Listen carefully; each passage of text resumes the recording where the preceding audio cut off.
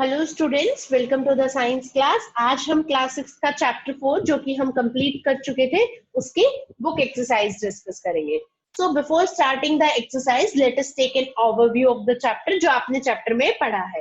तो आपने चैप्टर में पढ़ा है इसकी कुछ प्रॉपर्टीज की हम मैटर को क्लासिफाई करते हैं। क्लासिफिकेशन क्या होती है कि हम उनके ग्रुप्स बनाते हैं on the basis of same properties. तो ये होता है क्लासिफिकेशन। अब फिर हमने उसकी प्रॉपर्टीज के बारे में पढ़ा था।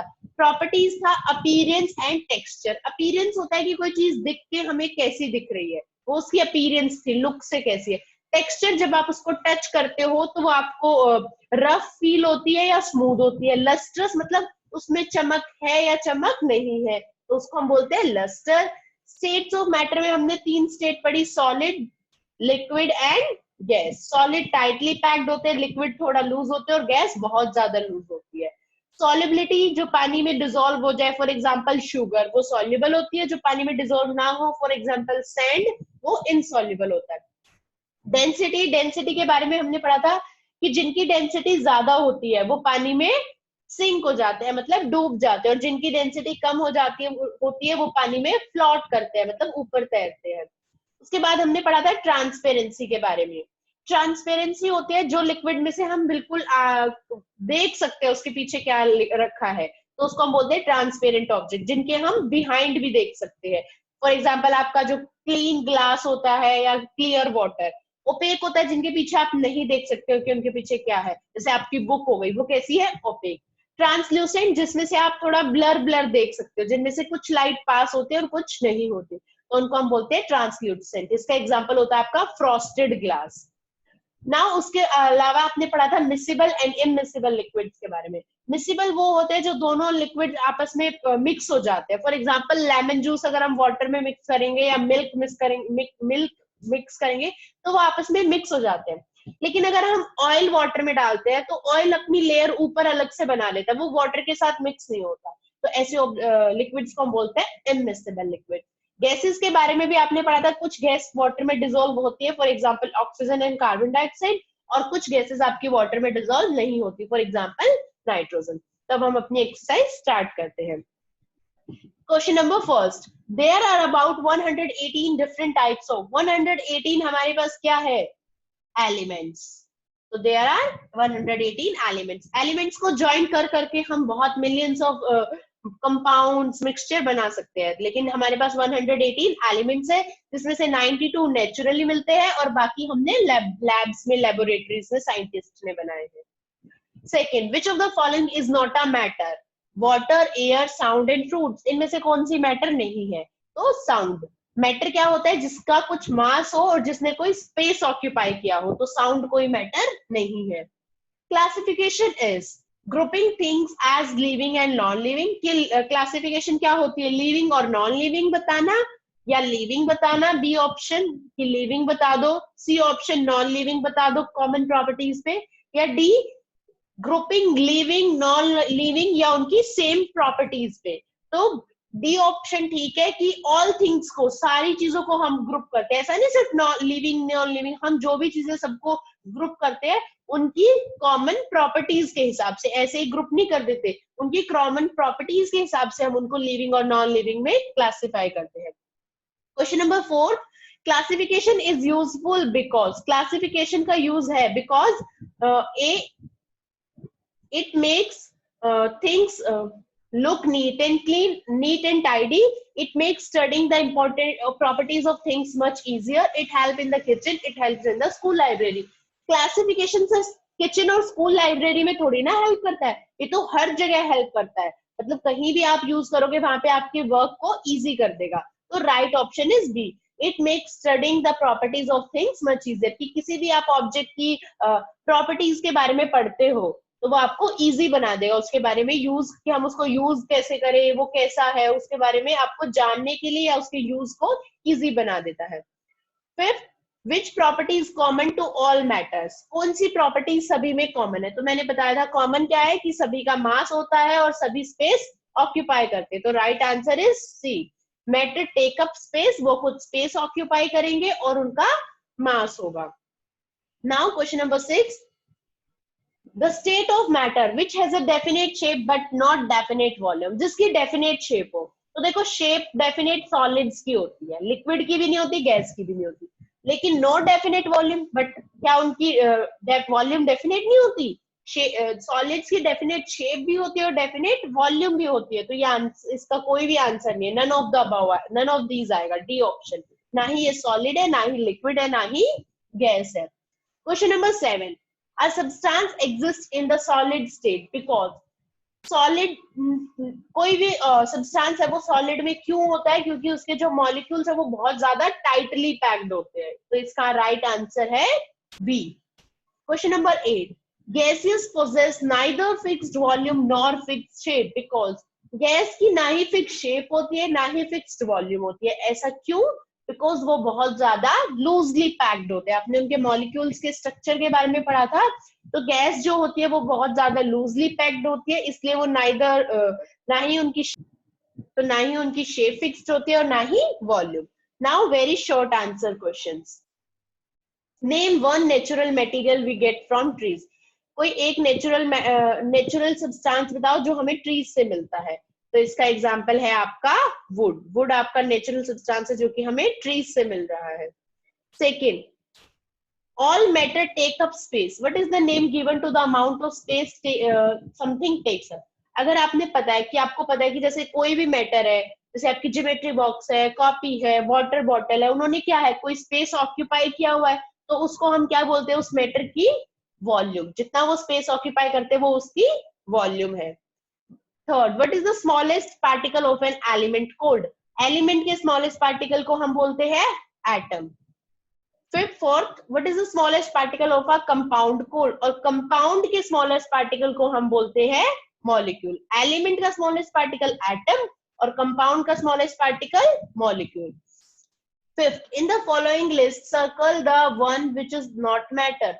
इनमें से जो मैटर नहीं है वो आपको सर्कल करना है। एयर मैटर है, वाटर मैटर है, पेन भी मैटर है, बलून भी मैटर है, फीलिंग्स आपकी मैटर नहीं होती, पेट्रोल भी मैटर है। Question number 6, what is the grouping together of things with similar properties cold? आप सिमिलर प्रॉपर्टीज के बेसिस पे किसी भी सब्सटेंस को ग्रुप करते हो, उनकी ग्रुपिंग बनाते हो, तो इसको हम क्या बोलते हैं? Classification. Seventh, classification is done for living things. क्या क्लासिफिकेशन सिर्फ हम लिविंग थिंग्स के लिए करते हैं? रॉन्ग, ये हम नॉन लिविंग थिंग्स के लिए भी करते हैं। फॉर एग्जांपल, वुड से बना हुआ सामान एक तरफ रख दिया, प्लास्टिक से बना हुआ एक तरफ रख दिया, ग्लास से बना हुआ अलग कर दिया, तो ये फॉल्स है। हम नॉन लिविंग थिंग्स की भी क्लासिफिकेशन करते हैं। Silk cloth has dash which cotton cloth does not. Silk cloth में क्या होता है जो कि कॉटन में नहीं होता? तो सिल्क क्लॉथ पे शाइन होती है, चमक उठती है, जो कि कॉटन क्लॉथ में नहीं होती। 9th, which state of matter can easily change its shape and volume? कौन सी मैटर की स्टेट अपनी शेप और वॉल्यूम को चेंज कर लेती है इजीली? तो गैसियस स्टेट चेंज कर लेती है। Are all liquid miscible with water? क्या सभी लिक्विड्स वाटर में मिसिबल होते हैं, मिक्स हो जाते हैं? नहीं, ऑयल मिक्स नहीं होता जो कि एक लिक्विड है, तो आंसर है no. 11th, name one gas which is soluble in water. ऐसी एक गैस का एग्जांपल दो जो वाटर में सॉल्युबल है। ऑक्सीजन, कार्बन डाइऑक्साइड, कोई भी एक एग्जांपल देना था तो हमने ऑक्सीजन लिख दिया है। 12th, if dash of a solid is greater than dash of water, the solid will sink in water. Solid की अगर क्या ज्यादा होगी वाटर से, तभी वो वाटर में सिंक करेगा, मतलब डूब जाएगा। तो सॉलिड की क्या ज्यादा होगी?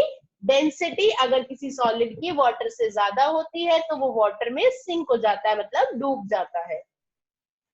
13, what is the substance through which light can pass partially but cannot see through it called? ऐसा सब्सटेंस का एग्जांपल बताओ जिसमें से लाइट पार्शियली पास होती है, हाफ, जिसमें से आप बिल्कुल क्लियर नहीं देख सकते, जिसमें से आप देख नहीं पाते, आपको बस बहुत ही ब्लर ब्लर दिखता है, तो वो होता है आपका ट्रांसल्यूसेंट। ट्रांसपेरेंट में से पूरी लाइट पास होती है, ओपेक में से लाइट पास नहीं होती, और जिसमें से पार्शियली मतलब आधी लाइट पास होती है उसको हम बोलते हैं translucent.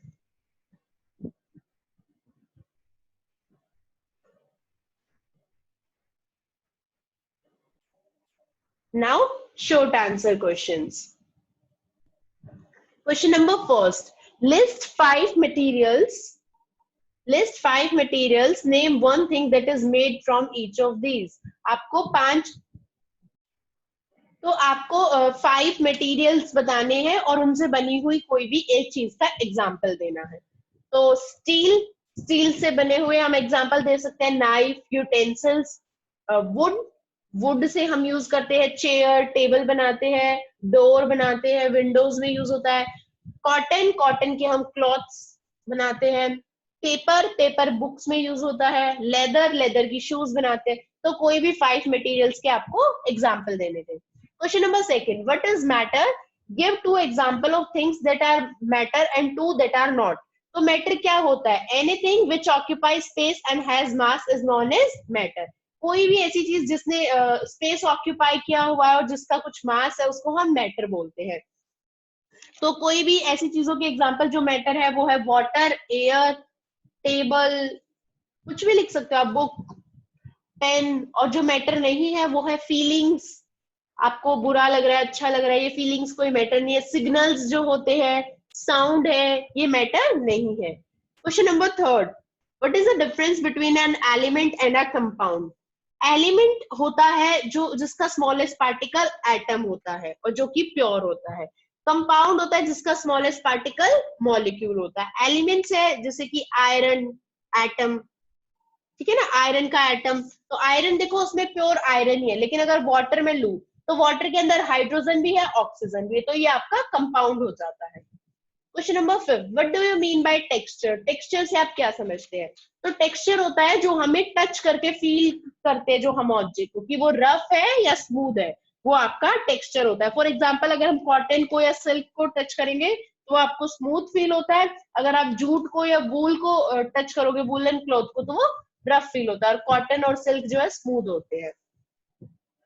Question number 6, what do metal are lustrous but an iron rod used in construction does not shine? Explain. हमने पढ़ा मेटल लस्ट्रस होते हैं, मतलब मेटल्स में चमक होती है, लेकिन जो हम आयरन रोड यूज करते हैं उसके अंदर चमक नहीं होती। ऐसा क्यों? क्योंकि आयरन, मैंने बताया, जब आयरन आपका एयर और मॉइस्चर के कांटेक्ट में आता है तो आयरन रस्ट हो जाता है। आपने सुना ना कि आयरन पे जंक लग गया, या आपने सुना होगा, तो उसमें एक ब्राउन कलर की कोटिंग आ जाती है, इसलिए आयरन आपका शाइन नहीं करता। अगर आप उसको रिमूव कर दोगे उसके बाहर वाले रस्ट को, तो अंदर से वो भी शाइनिंग होता है।